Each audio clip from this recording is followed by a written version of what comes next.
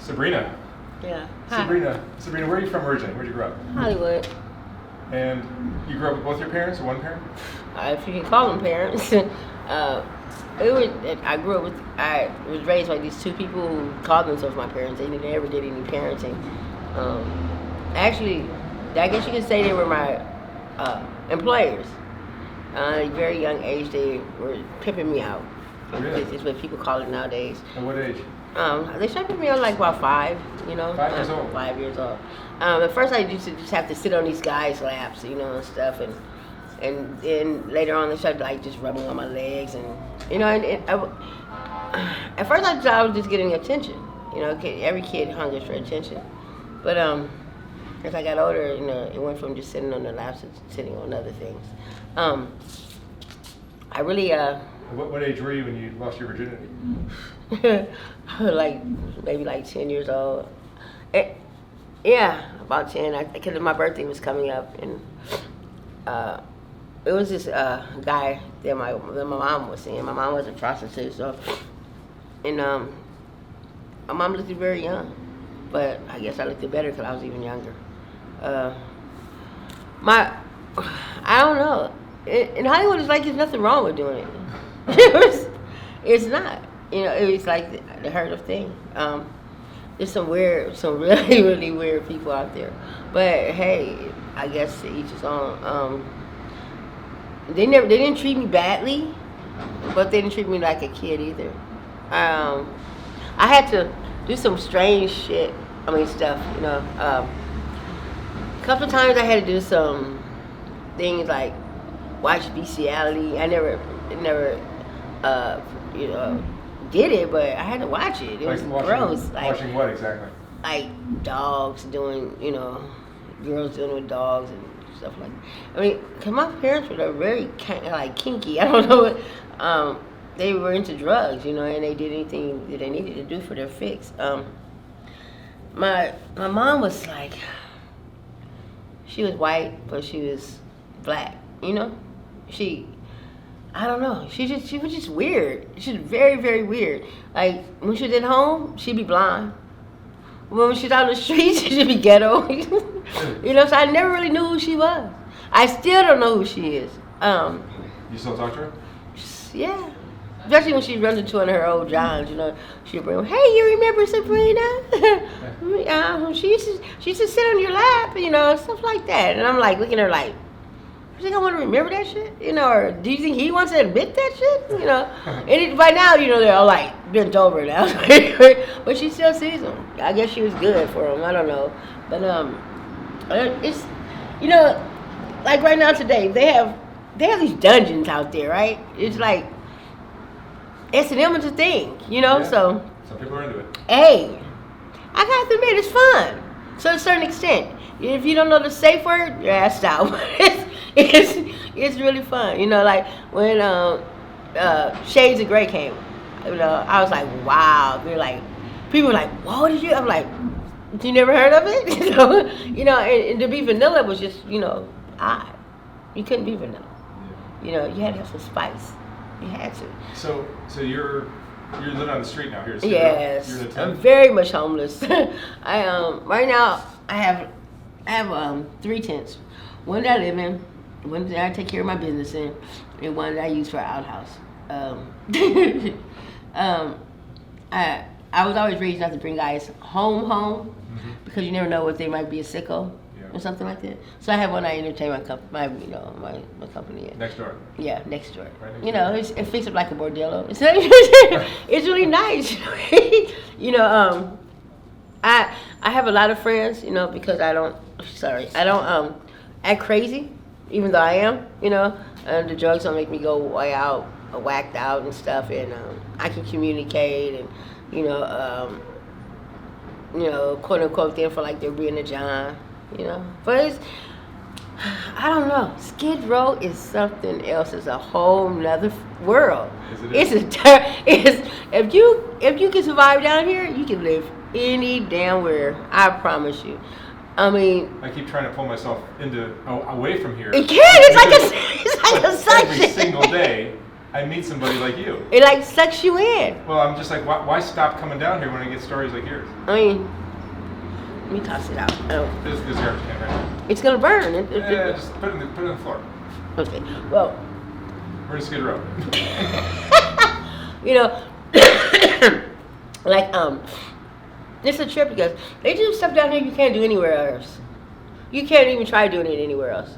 If people could cut your throat, you try it anywhere else. The great thing about down Skid Row is they feed you. They do feed you. They give you clothes. Yeah. But you gotta be careful with the clothes. Them bed bugs is a mother. They are a mother. They did a documentary and they did Skid Row, and the worst thing downtown is the rats and the crickets. Rats, crickets, and them things you call water bugs are really roaches. Cockroaches. They're abundant down here. But then the upside about it is sometimes you find a family, the one you've always been wanting. Everybody down here is like lost souls. People, they look at us and they judge us a whole lot, But it's hard being homeless.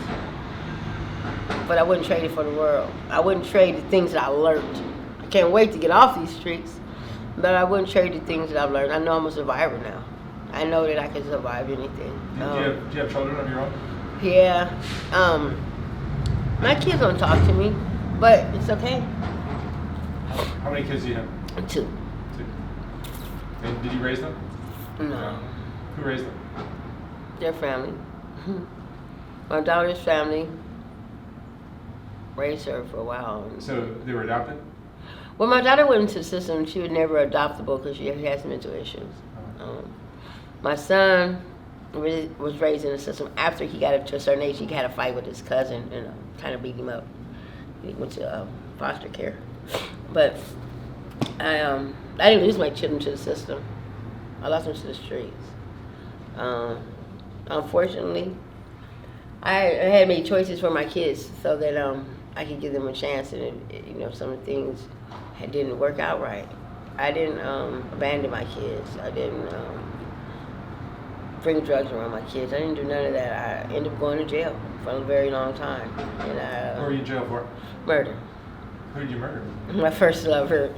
It's a trip because she was gorgeous, but she was evil inside. She was very, very evil. I say my first lover because she was the first person I ever loved.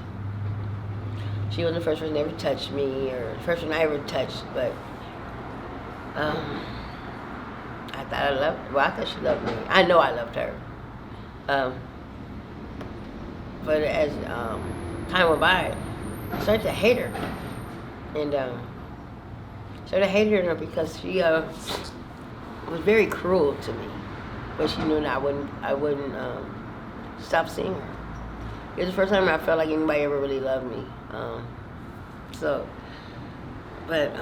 We got into an argument, and one thing led to another, and I don't know why.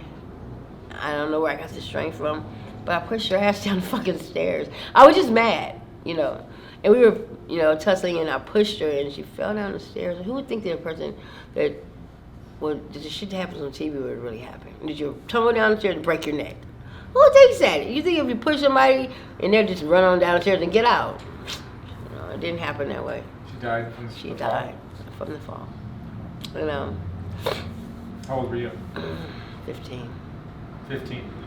I did 15 years. That's the only family I knew was in jail, Then I got out. When you get out of prison, you go to the Greyhound when you get here. I've been stuck here ever since. And what's your drug, too? Crack. Crack? A little bit of heroin every now and then. But hey, everybody down here has a vice. Whether it's marijuana, crack, heroin, anything is, has an addiction. So that's what basically everybody down here has some type of an addiction. And for money, you date guys? Yeah. That gets dangerous at times, right? Very. I've had guys beat me with fucking hammers, choke me out, fucking my ass with broomsticks, all kind of shit. Just because I'm trying to get some money. How much is your crack habit a week? It depends. Like right now, I'm in between doing heroin and smoking crack. So, like, I'm about ready to go into a night now, and I'm like, wow. Drugs are so available down here, but it's hard to get them too if you don't want to live just moral life. You know, meaning if you don't want to do things that you're not supposed to do to get the drug. And then it's like also the dirtier you are, the more like a drug addict or a homeless person you look out here, you get more money. So, a lot of people say that I gave up hope to ever getting off these streets, but I know that if I give up dope, then I would definitely have another chance at life. But hey, I really don't want another chance in life. If I had an opportunity to go ahead and just lay down and go to sleep, I would do it. I'm sorry? If I had an opportunity to just lay down and go to sleep and never wake up again, I probably would do it. But I'm scared to do it. I'm scared to OD doing it because I think I'll probably hunt myself. I don't know. I have a warped way of thinking. I don't necessarily hang out too much. I stay to myself a whole lot. Is this the lowest point of your life right now? Very low. Is it? Yeah. How old are you? 49. 49. I've never been this low in my life. But hey, it's my choices. I gotta do what I gotta do. Do you look back at your childhood, the way your parents raised you, and see that might have been the cause of a lot of your situation today? I don't know.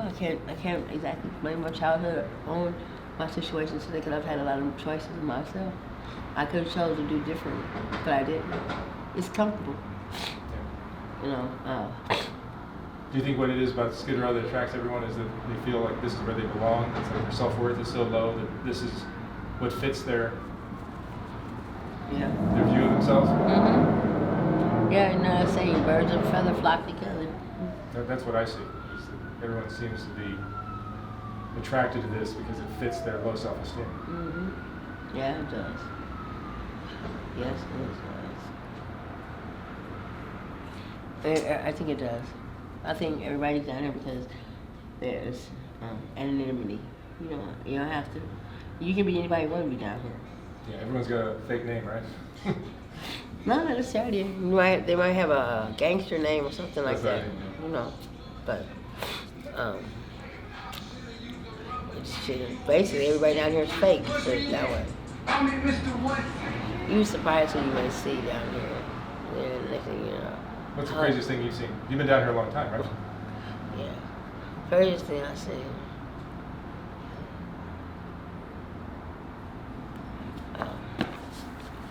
Shit.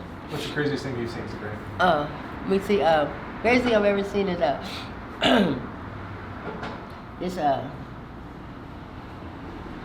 this guy was like, he used to get high with us and stuff, and we left one of the girls behind. And he was raping her, but she was into it. She was screaming and hollering, and we thought it was something wrong. We thought it was something wrong. We came back, she was screaming and hollering. That's why I heard her. But she just wanted her food placemats.